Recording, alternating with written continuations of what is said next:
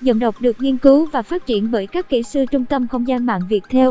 Trước thông tin ném con cho bố để tha hồ tung tăng, con trai nằm cấp cứu cũng chẳng thấy bóng dáng mẹ, Nhật Kim Anh đã lên tiếng phản hồi gay gắt. Bạn đang nghe tiếng nói nhân tạo của Trung tâm Không gian mạng Viettel.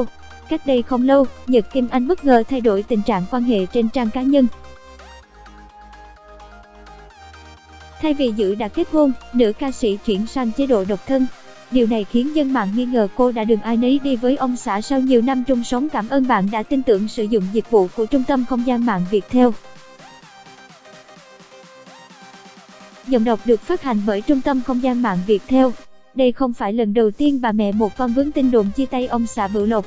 Cuối năm 2017, thông tin Nhật Kim Anh ly hôn chồng cũng xuất hiện rầm rộ trong cộng đồng mạng. Cảm ơn bạn đã tin tưởng sử dụng dịch vụ của Trung tâm Không gian mạng Viettel. Giữa lúc tin đồn bủa vây, mới đây đại diện truyền thông của Nhật Kim Anh lên tiếng xác nhận cô đã chấm dứt mối quan hệ vợ chồng với Bửu Lộc sau nhiều năm chung tranh gối. Nhật Kim Anh và ông xã ly hôn sau nhiều năm chung sống. Mới đây, một tài khoản mạng bất ngờ bóc phốt giọng ca đoạn đường vắng. Dịch vụ tổng hợp tiếng nói được cung cấp bởi Trung tâm Không gian mạng Viettel. Giọng đọc thuộc bản quyền Trung tâm Không gian mạng Viettel. Người này khẳng định Nhật Kim Anh là người vô trách nhiệm khi quăng con cho Bửu Lộc để tha hồ tung tăng, đến mức con trai nằm viện cấp cứu cũng không thấy mẹ đâu. Dịch vụ tổng hợp tiếng nói được cung cấp bởi Trung tâm Không gian mạng Viettel. Thậm chí, tài khoản mạng nọ chỉ trích nữ ca sĩ nói không thành có, lên báo bôi nhọ người đàn ông từng đầu ấp má kề. Giọng đọc cung cấp bởi Trung tâm Không gian mạng Viettel. Người ta nói con còn nhỏ phải ở với mẹ, nhưng mẹ có làm được cho con những lúc này hay không? Quăng nó cho bố để tha hồ tung tăng mà còn tỏ vẻ ta là nạn nhân đáng thương, mà bố nó là đàn ông vừa đi làm vừa chăm con.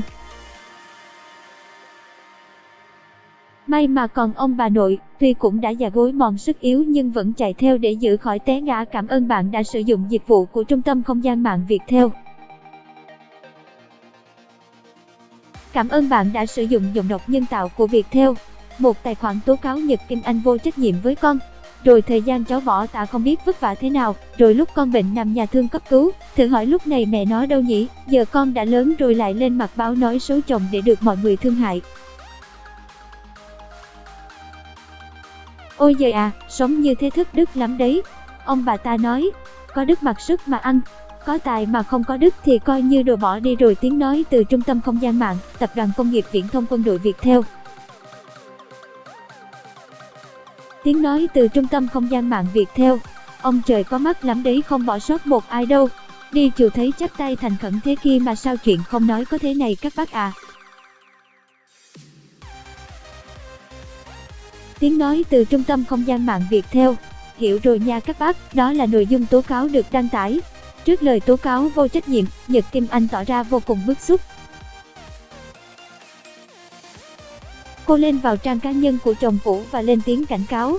Anh Bửu Lộc, anh nên nói bạn bè anh nói chuyện đàng hoàng lại. Cảm ơn bạn đã tin tưởng sử dụng dịch vụ của Trung tâm Không gian mạng Viettel.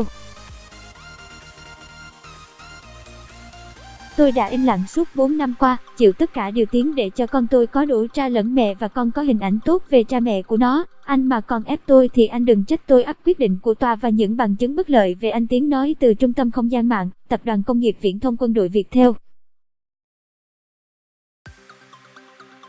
Trước lời tố cáo của một tài khoản mạng, Nhật Kim Anh bức xúc tìm chồng cũ cảnh cáo. Bạn đang nghe giọng đọc phát hành bởi Trung tâm Không gian mạng Viettel.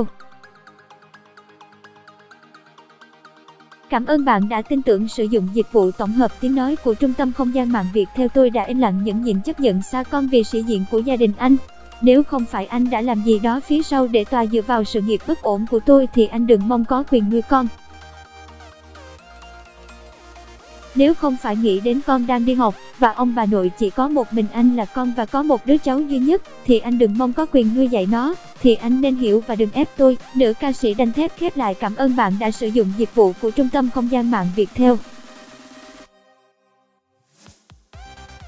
Giọng đọc cung cấp bởi Tập đoàn Công nghiệp Viễn thông Quân đội Viettel. Nhật Kim Anh kết hôn với Bửu Lộc vào cuối năm 2014 sau gần 1 năm yêu nhau. quyết định kết hôn với một nhân viên ngân hàng và chuyển về Cần Thơ sống của giọng ca Lâu Đài Cát khiến không ít khán giả phải bất ngờ.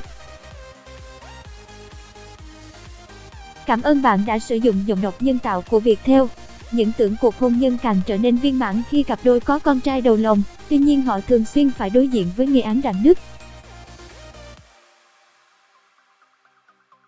Mặc dù đã chính thức xác nhận ly hôn nhưng những khúc mắc tồn dư từ cuộc hôn nhân cũ của cặp đôi vẫn thường xuyên trở thành chủ đề bàn tán. Cảm ơn bạn đã tin tưởng sử dụng dịch vụ tổng hợp tiếng nói của Trung tâm Không gian mạng Viettel.